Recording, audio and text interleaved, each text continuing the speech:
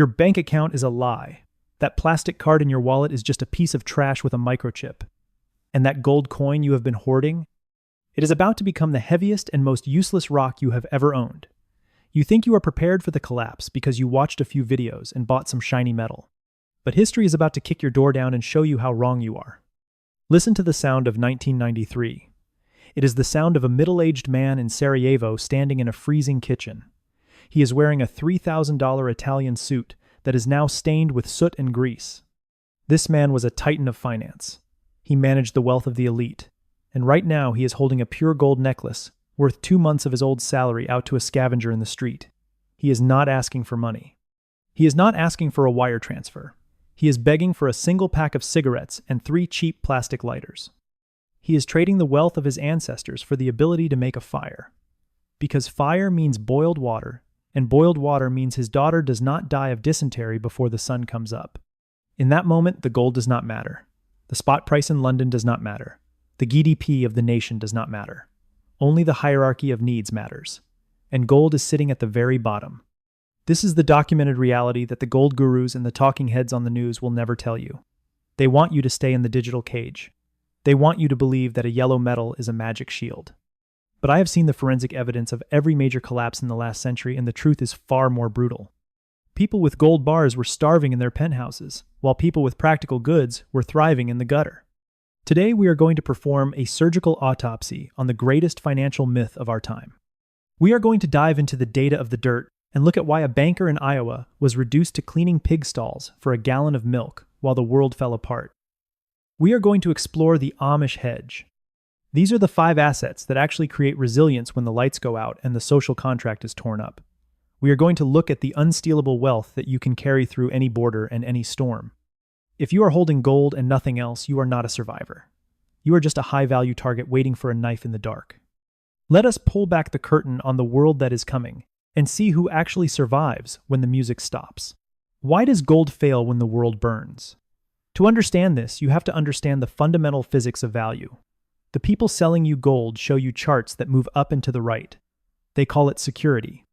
But they are showing you the value of gold in a world that is working perfectly.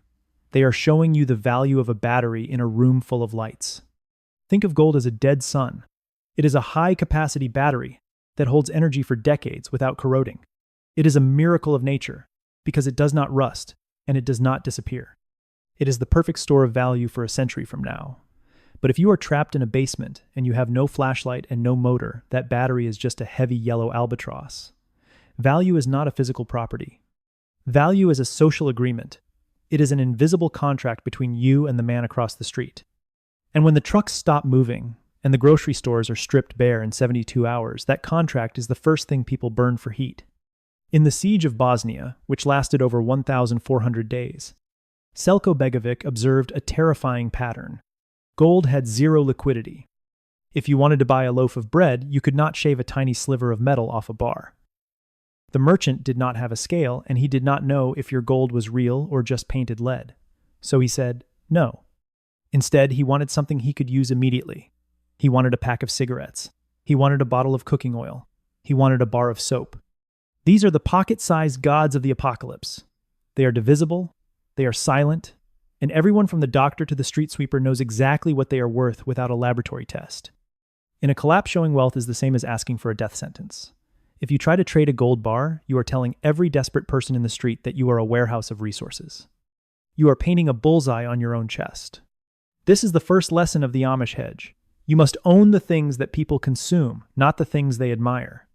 You need to stop thinking about what your money is worth and start thinking about how many minutes of survival you have in your pocket. A single plastic lighter represents 1,000 moments of fire. It is the ability to cook. It is the ability to boil water. In that moment, a 50-cent piece of plastic is worth more than an ounce of pure gold. This is the thumping heart of reality that the elite want you to forget. Let us talk about the dirt. Not the dirt under your fingernails, but the productive soil of the American heartland. When the gurus talk about assets, they show you the S&P 500 or the price of Bitcoin. But they never show you the data of the dirt. We need to look at what happened in Dubuque, Iowa during the Great Depression to understand the true hierarchy of wealth. While the city workers in New York were standing in bread lines and jumping off buildings because their paper wealth had turned to dust, the farmers in Iowa were suffering, but they were not starving. Their savings had been wiped out by the banking collapse, but they had a factory that was powered by the sun and the rain. There is a powerful and documented story about a banker in Iowa who lost everything in 1929. This man had spent his whole life telling farmers how to manage their money. When the banks failed, he walked out of his beautiful house and he went to a local farm. He stood in the mud and he begged for a job shoveling manure just so he could get a gallon of milk for his children. The farmer who had $0 in his pocket was the one with all the power. The banker had gold and titles, but the farmer had the means of production. If you look at the forensic data of the last 50 years, the numbers are staggering.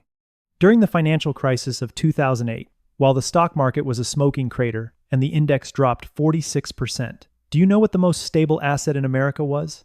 It was productive farmland. The volatility of farmland over the last half-century is only 6.84%. Compare that to gold, which has a volatility of over 14%. Farmland is a bedrock. Gold is a roller coaster. Land is a machine that produces the one thing that has a 100% demand rate: food. In the darkest years of the 1930s, mothers in the Midwest were making clothes for their children out of flour sacks.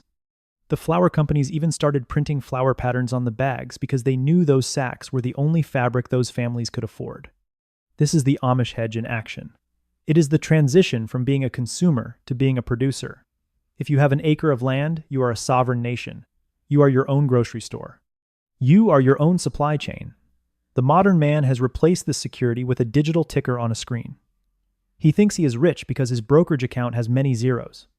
But if the grid goes down, those zeros are just dead pixels on a cold piece of glass. The farmer in Iowa knew the truth.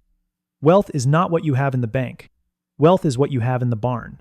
Hunger is a clock that never stops ticking. It is a dull, constant ache in the center of your being that will eventually force you to make decisions you never thought you were capable of making. This is why the third pillar of the Amish Hedge is calorie independence. We need to look at the forgotten history of the Victory Gardens in 1943 to see how a nation truly protects itself. The global supply chain was shattered by the war. The government realized they could not feed the front lines and the home front at the same time, so they asked the American people to do something radical. They asked them to turn their backyards and their vacant lots into gardens. They told them to stop being spectators and start being producers. By the end of that year, there were 20 million Victory Gardens in the States. These small, decentralized plots of dirt produced 40% of all the fresh vegetables consumed in America. Think about the sheer power of that. Regular people with seeds and shovels were producing nearly half of the nation's fresh food. They were not relying on the GDP. They were not waiting for a stimulus check. They were growing their own insurance policy. This is what we call a calorie bank. If you take $10,000 today and you buy gold, you are betting on a systemic recovery. But if you take that same $10,000 and you buy a year of food storage and a high-quality greenhouse, you have locked in your cost of living at today's prices. If the currency collapses and a can of beans costs $100, it does not matter to you because you already own the beans. The Amish do not have insurance policies because they have full granaries. They do not have bank loans because they have productive soil. They do not hoard gold coins, they hoard life-giving calories. In a world of digital illusions, the only thing that is real is what you can put on your dinner table. You need to start building your calorie bank today. You need to become the master of your own nutrition before the system decides that you are no longer a priority. If you are waiting for the store to tell you when it is time to eat, you have already lost. Imagine a thief breaks into your home in the middle of a crisis. He can take your television. He can find your safe and take your gold. He can even take your car. But there is one asset that no thief, no government, and no economic collapse can ever take from you, and that is your skills. This is the fourth pillar of the Amish Hedge. In the modern world, we are experts at things that do not matter when the lights go out. We have people who are masters of social media algorithms, but in a collapse, all of that wealth vanishes like smoke. In the siege of Sarajevo, the most valuable person in the apartment building was not the lawyer. It was the man who knew how to fix a kerosene heater. It was the woman who knew how to nurse a wound without a doctor. It was the person who knew how to preserve meat without a refrigerator. Your skills are a currency that you carry in your brain and your muscle memory. They are untaxable and they are unstealable. If you know how to work with your hands, you will always have a seat at the table. A mechanic, a carpenter, or a nurse will never go hungry because people will always trade their resources for those services. This is the unstealable vault. The Amish are masters of multiple trades. An Amish man is often a farmer, a builder, and a blacksmith all at the same time.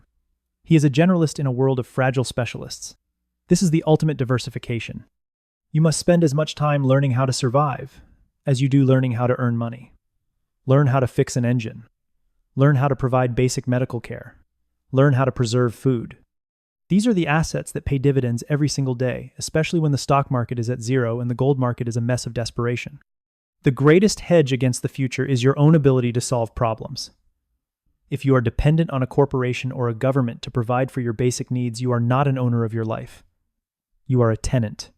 The Amish Hedge is about becoming the landlord of your own survival. It is about taking back the power that we have outsourced to a system that does not even know our names. The biggest lie in the survival community is the myth of the lone wolf. The guy in the camouflage gear with 10 rifles hiding in a bunker. He thinks he can fight off the world and survive by himself. But history tells us a very different and very brutal story. History tells us that the lone wolf is the first one to be buried. Humans are social animals. We survived the Ice Age not because we were fast or strong, but because we worked together. This is the fifth pillar of the Amish Hedge social capital. It is the invisible web of trust and mutual obligation you build with your neighbors before the crisis begins. Think about the Amish community. They do not have bank accounts that the government can freeze. They do not have insurance companies that can go bankrupt. When an Amish neighbor's barn is destroyed by a fire, the entire community shows up the next morning. They do not ask for a contract. They bring their hammers, and by sunset, there is a new barn standing. This is a level of economic resilience that no billionaire can buy. You cannot buy trust in the middle of a riot. You cannot buy a loyal neighbor when the food runs out. You have to earn that trust today while the sun is still shining. Social capital is the trust you build with your neighbors before the crisis starts. It is the guy who knows you are a reliable man because you helped him fix his roof last summer. In a collapse, your neighbors are either your greatest threat or your greatest asset. Gold cannot buy trust. It only buys envy and suspicion. If you are the man with the gold and the guns and no friends, you are just a warehouse that the hungry will eventually break into. But if you are part of a community, you have a human shield that is stronger than steel. Go talk to your neighbors. Build a reputation as a man of character. That is the real wealth of the future, and it is the only thing that will keep you safe when the police do not answer the phone. So, does gold have any place in the Amish Hedge? Yes, but its role is very specific. Gold is not the hero of the story. Gold is the supporting actor. It is your exit ticket. It is not for surviving the storm, it is for buying your life back after the storm has passed. Throughout history, refugees have used gold jewelry to bribe guards at the border. They have used small coins to buy passage on a boat to a country that is still stable. Gold is about optionality. It is the final layer of protection that you only worry about after you have secured your food, your land, your skills, and your community. There is a rule in survival, the rule of 72 hours. That is how long it takes for a modern city to move from order to chaos once the supply chain stops and the shelves stay empty. You have 72 hours before the thin veneer of civilization disappears and the laws of the jungle return. You cannot buy land in 72 hours. You cannot learn a trade in 72 hours. You cannot build a community in 72 hours. The time to build your Amish Hedge is right now while the grocery stores are still full and the dollar is still accepted at the gas station. Stop being a spectator of the collapse and stop waiting for a sign from the Federal Reserve. The sign is all around you. The debt is exploding. The supply chains are fraying. The social contract is tearing at the edges. The Amish are not afraid of the future because they have already built a world that does not depend on a fragile and corrupt financial system. They live in a world that is grounded in the soil and the soul. You do not have to move to a farm and give up electricity to adopt the Amish Hedge. You just have to stop believing in the shiny lies and start investing in the hard truths. Diversify your life into the soil, the soul, and the skills of your own hands. If you want to see a forensic breakdown of the 50 items that will become the new currency in the first 3 days of a collapse, then hit the subscribe button. We are going to show you exactly how to survive when the world goes dark. The system is fragile, but you do not have to be. Prepare accordingly.